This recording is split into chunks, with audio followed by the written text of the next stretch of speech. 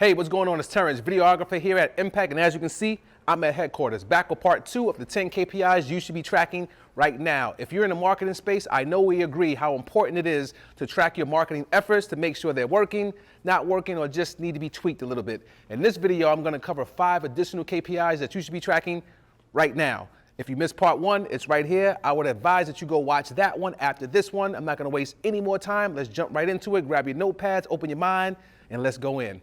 Peace. In at number 6, we have lead to customer ratio. After you've put tons of work and time into your marketing efforts, it's important to know how many leads your sales team was able to close. There are 2 different types of leads you want to calculate conversion rates for: sales qualified leads and sales accepted leads. Now, what's the difference? Your sales qualified leads are considered ready to go, meaning they're ready to buy your product or service. You're going to come to this conclusion based on the activities or the triggers they've completed on your website. For example, maybe they filled out a form asking to get in contact with you, or letting you know that they're interested in buying your product or service. Sales accepted leads are seen as opportunities. They may need a little more nurturing before they transition into a qualified lead. There's 3 major things you want to ask yourself when calculating lead to customer ratios. Number 1, do I have an effective campaign that's capturing leads? Number 2, is your CRM passing qualified leads to your sales team at the right time? And number 3, do you have a high close rate? If the answer to any of these questions is no, the marketing and sales departments need to get together and figure out how they can improve these numbers. You could begin by breaking down your sales process, seeing how that looks, and making sure there are no gaps. Make sure both departments are clear on the attributes that make a lead qualified. And finally, be sure to identify the most common objections that leads have. You can also use the assignment selling strategy. This requires you to deliver content to the prospect in an effort to educate them. This will do 2 things for you. Number 1, it'll position you as a trusted resource in your industry. And number 2, it'll shorten your sales cycle. Number 7 on the list, landing page conversion rates. Your landing page is up, it has beautiful colors, it works when the visitor clicks the button, but does it convert? Just like any other page on your website with a form, a landing page that doesn't generate leads is useless. No matter how much traffic it gets and how beautiful it looks, please monitor your conversion rate on these pages. Rule of thumb, if your landing page is getting tons of traffic but has a low conversion rate, that's an immediate red flag that there's something wrong on that page. Try changing the color of your CTA, convey more value in your CTA text, make your copy more persuasive, or shorten the form.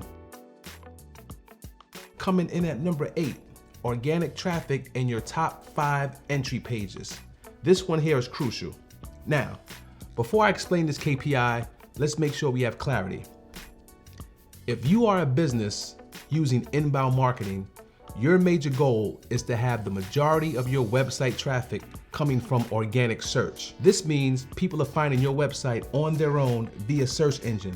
Now that's traffic you did not pay for, but it's super valuable. If you are currently experiencing high organic traffic, your SEO person needs a hug, because high organic traffic is directly correlated to your SEO strategy. When you're monitoring this KPI, you want to pay close attention to the top 5 pages that are bringing visitors to your website.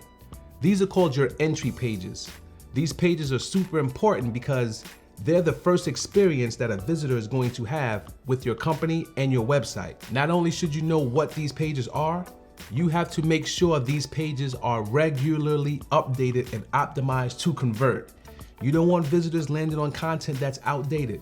That is the quickest way to lose credibility. You should be optimizing your content to generate more leads, but also to increase the amount of pages that visitors are reading on your website.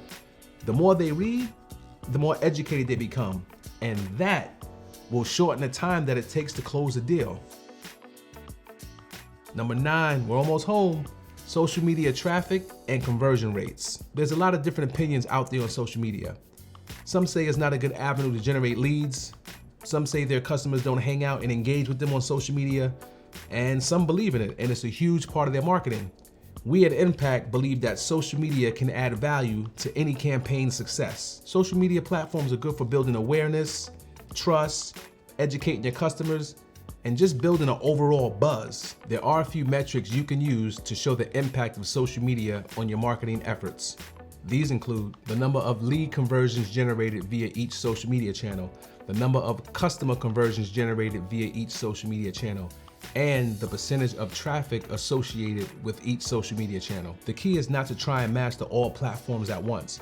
Start with one or two, monitor your results, and once you consistently start to engage, the data will help you determine where to focus your efforts. We're at the promised land with number 10, mobile traffic, leads, and conversion rates. The number one question for this KPI: is your website responsive? Does it look good and function across various device types and sizes, especially mobile? The majority of smartphone users nowadays are browsing the web and making purchases with their phones. And now that Google is showing preference for websites that are optimized for mobile, you need to know how visitors are using their phones to navigate your site. You want to make sure your visitors are having the best experience possible. And if not, you may want to optimize that experience to increase your mobile conversions. The following metrics will guide you in doing so: total mobile traffic, the number of lead conversions from mobile devices, bounce rates from mobile devices, conversion rates from mobile optimized landing pages, and finally, popular mobile devices. We are finished with part 2. And now you know the 10 KPIs you should be tracking on a regular basis. These metrics aren't something you check once and you never track again. This is an ongoing process. You should be checking these KPIs weekly, monthly, quarterly, annually.